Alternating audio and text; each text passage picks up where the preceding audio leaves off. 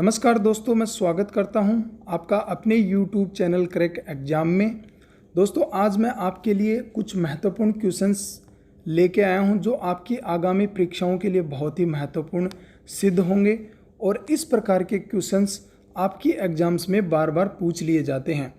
ये क्वेश्चंस उस समय के हैं दोस्तों जब हमारे देश में मगध साम्राज्य का उत्कर्ष चल रहा था और उस समय जो विदेशी आक्रमणकारी थे वो भारत पर आक्रमण कर रहे थे, भारत के कुछ हिस्से को अपने हिस्से में मिलाने की कोशिश कर रहे थे। तो ये क्वेश्चन आपके एग्जाम के लिए बहुत ही महत्वपूर्ण होंगे। ठीक है दोस्तों, तो एक मगध एक ऐसा साम्राज्य था जो उस समय अपना एक उत्कर्ष के काल से गुजर रहा था और वह अपना साम्राज्य का विस्तार धीरे धीरे कर रहा था। तो उस समय जो विदेशी आक्रमणकारी जो भारत आए थे उन्होंने भारत पर आक्रमण किया था, उससे संबंधित आज ये क्वेश्चंस मैं आपको करवा रहा हूँ। वीडियो बहुत ही इंटरेस्टिंग होने वाला है।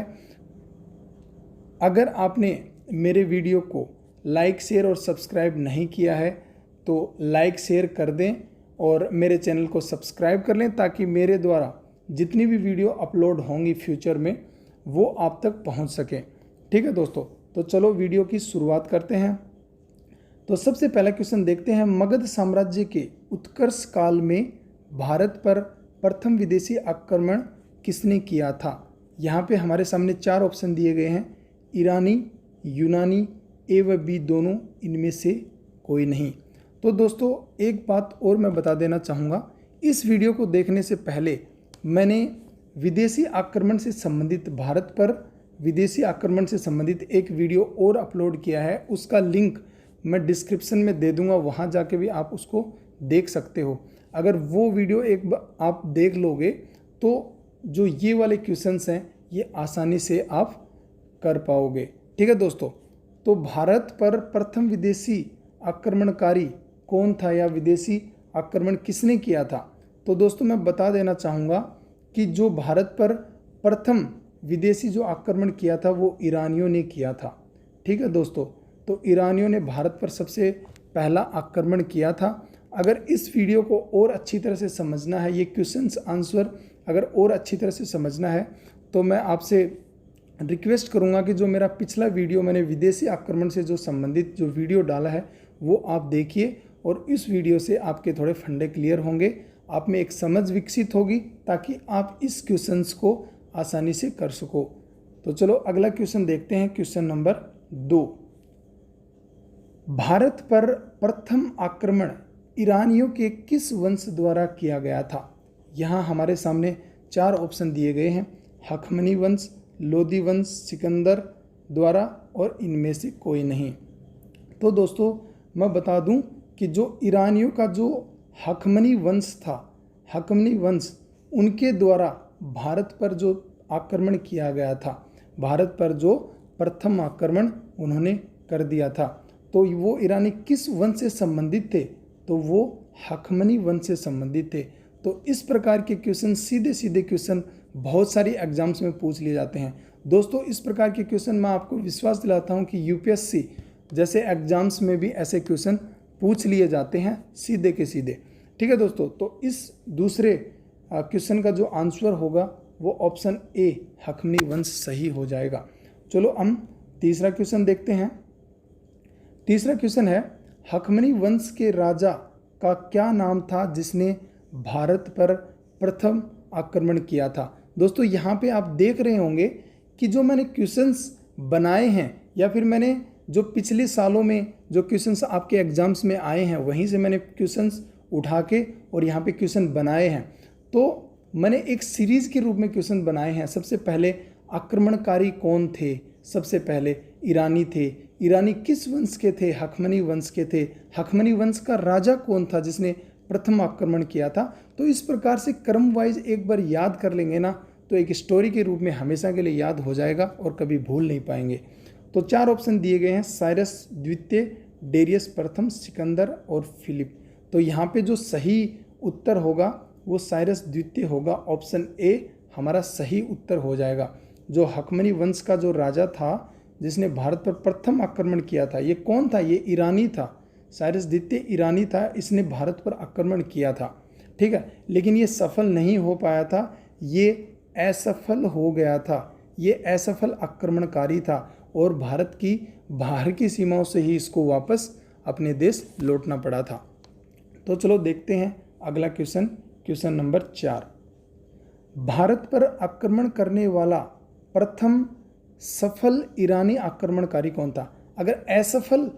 अगर असफल आक्रमणकारी की बात करें तो साइरस द्वितीय था, जो मैंने पिछले क्वेश्चन में करवा दिया है। लेकिन जो ईरानी आक्रमणकारी था और सफल था वो कौन था? यहाँ पे 4 ऑप्शन दिए गए हैं, डेरियस प्रथम, सिकंदर, फिलिप और इनमें से कोई नहीं। सिकंदर तो मैं बता दूं आपको ये यूनानी था, यूनानी। डेरियस प्रथम ईरानी था, ठीक है। ये फिलिप कौन था? ये सिकंदर का पिता था, सिकंदर का पिता। तो इस प्रकार से याद रखेंगे, ये सिकंदर का पिता, ये सिकंदर जो यूनानी था, फिलिप सिकंदर का पिता था। जो डेरियस प्रथम था ना, वही सफल ईरानी आक्रमणकारी था जिसने भारत पर सबसे पहला सफल ईरानी आक्रमण किया था, ठीक है दोस्तों। तो इस प्रकार इस क्वेश्चन का जो आंसर हो जाएगा वो ऑप्शन ए सही हो जाएगा, डेरियस प्रथम, ठीक है। तो अगला प्रश्न देखते हैं, प्रश्न नंबर 5 है। तो 5वां क्वेश्चन, गांधार और पश्चिमोत्तर भारत को जीतकर इसे ईरान का 20वां प्रांत किस शासक ने बनाया था? तो हमारे सामने 4 ऑप्शन दिए गए हैं, साइरस द्वितीय, डेरियस प्रथम, आम्भी और फिलिप। तो दोस्तों मैं आपको बता देना चाहता हूं कि जो साइरस द्वितीय थे ये तो असफल आक्रमणकारी थे, और आम्भी ये भारत के ही राजा थे। जो फिलिप थे ये यूनानी थे। हमें पूछा गया है ईरानी, ईरान का 20वां प्रांत किसने बनाया? तो अगर ये यूनानी होंगे तो ये उसको 20वां प्रांत ईरान का क्यों बनाएंगे? ये तो यूनान को ही बनाएंगे। तो इस प्रकार हमें समझना है, ये असफल हो गए थे, सीमा से ही लौट गए थे। आम्भी भारत के थे, ये यूनान के थे। तो जो डेरियस प्रथम थे ये ऐसे आक्रमणकारी थे जिन्होंने गांधार और पश्चिमोत्तर भारत के कुछ प्रांतों को जीतकर और उनको ईरान का 20वां प्रांत बना दिया था। तो इस प्रकार इस क्वेश्चन का जो सही आंसर हो जाएगा वो ऑप्शन बी सही हो जाएगा। तो हमेशा याद रखेंगे, इस प्रकार के क्वेश्चन बहुत बार पूछ लिए जाते हैं, हमें 4 ऑप्शन में पजल कर दिया जाता है, ठीक है। तो इस क्वेश्चन का सही आंसर ऑप्शन बी हो जाएगा। चलो अगला क्वेश्चन देखते हैं, क्वेश्चन नंबर 6। यहाँ पे सुमेलित करने के लिए बोला गया है दोस्तों, एक साइड में शासक दिए गए हैं, दूसरी साइड में संबंधित क्षेत्र दिया गया है। तो यहाँ पे हम देख लेते हैं कि जो साइरस द्वितीय था ये तो असफल आक्रमणकारी था, और कहाँ का था? ये तो ईरान का था, ईरान का असफल आक्रमणकारी था। उसके बाद फिलिप कौन था? फिलिप था दोस्तों ये सिकंदर का पिता था। तो सिकंदर कहाँ का था? सिकंदर यूनानी था, और फिलिप भी फिर यूनानी ही होगा। अगर उसका पिता सिकंदर यूनानी था तो उसका पिता है वो भी यूनानी ही होगा। तो इस प्रकार जो फिलिप था वो यूनानी था। डेरियस प्रथम कौन था? डेरियस प्रथम सफल आक्रमणकारी था, तो ये ईरान का था। ईरान वालों ने जो सफल आक्रमण किया था वो डेरियस प्रथम के नेतृत्व में किया था। उसके बाद सिकंदर का रह जाता है, सिकंदर यूनानी था। तो दोस्तों इस प्रकार जो सुमेलित करने वाले क्वेश्चंस हैं वो बहुत सी एग्ज़ाम्स में पूछे जाते हैं, और इसमें क्या है ना कि तुक्का नहीं लगता। इसमें हमें एग्जैक्ट जब जानकारी होती है, उसके बारे में पूरी जानकारी होती है, तब जाके हम उसको सुमेलित कर पाते हैं। चलो अगला क्वेश्चन देखते हैं, क्वेश्चन नंबर 7। यहाँ पे सिकंदर किसका शिष्य था? अरस्तु, सेल्यूकस निकेटर, चाणक्य और इनमें से कोई नहीं। तो सिकंदर कहाँ का था? यूनान का था। चाणक्य कहाँ के थे? भारत के थे, जो चंद्रगुप्त मौर्य के दरबार में रहते थे। तो चाणक्य तो ये ऑप्शन हो ही नहीं सकता। जो सेल्यूकस निकेटर ये कौन थे? सेल्यूकस निकेटर कौन थे? ये सेनापति थे। सेनापति किसके थे? ये सिकंदर के सेनापति थे सेल्यूकस निकेटर। तो जो अरस्तु हैं, अरस्तु वो सिकंदर के गुरुजी थे, अर्थात सिकंदर अरस्तु का शिष्य था, और अरस्तु से ही उसने कुछ आज्ञा लेके और विश्व विजेता बनने की ठानी थी, और उसने विश्व विजेता बनने के क्रम में सबसे पहला जो आक्रमण किया था वो भारत पर किया था। और इस क्रम में आप दोस्तों हमेशा याद रखेंगे, छोटी सी उसके पीछे एक स्टोरी है वो कनेक्ट करेंगे तो वो जो आपके याद रखने की जो क्षमता है वो आपकी बढ़ेगी और आप लंबे समय तक याद रख पाओगे। अगर आप सीधा रटने की कोशिश करोगे कि सिकंदर किसका शिष्य था, अरस्तु का, इस प्रकार से याद नहीं होगा।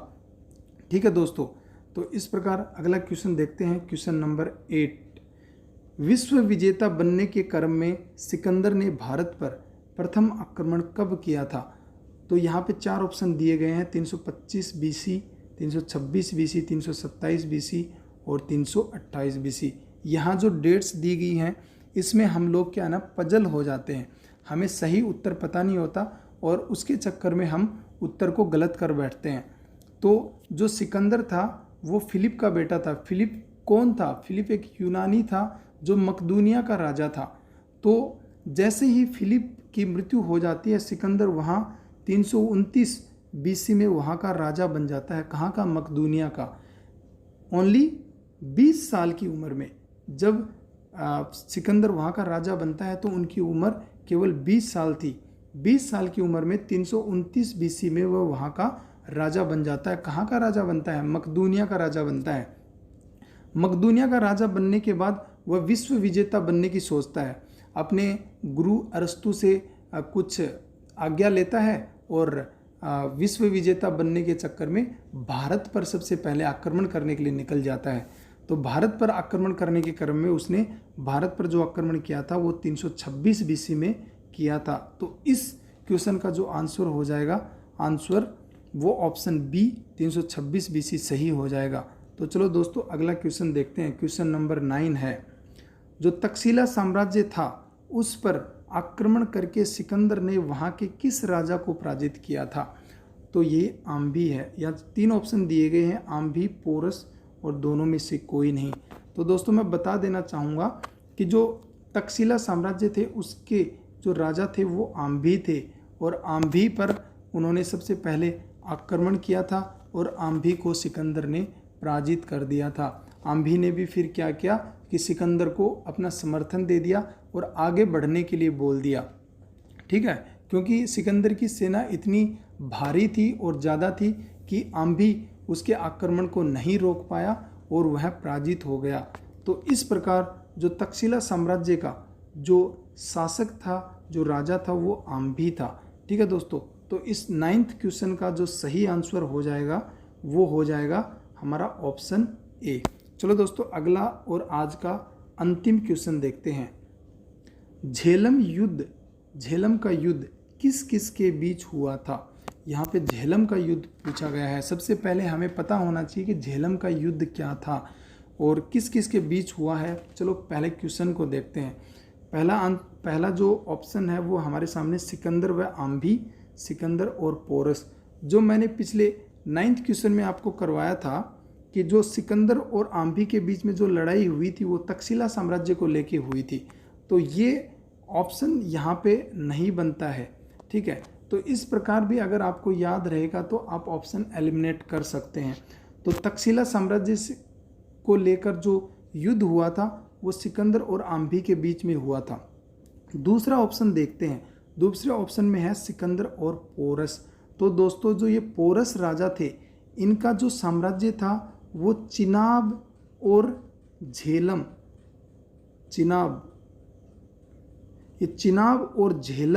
नदी के बीच में था। दोस्तों चिनाब और झेलम नदी के बीच में था।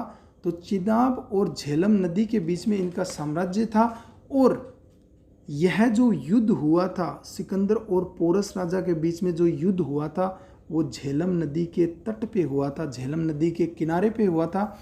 इस कारण उस युद्ध का नाम झेलम का युद्ध रख दिया गया था।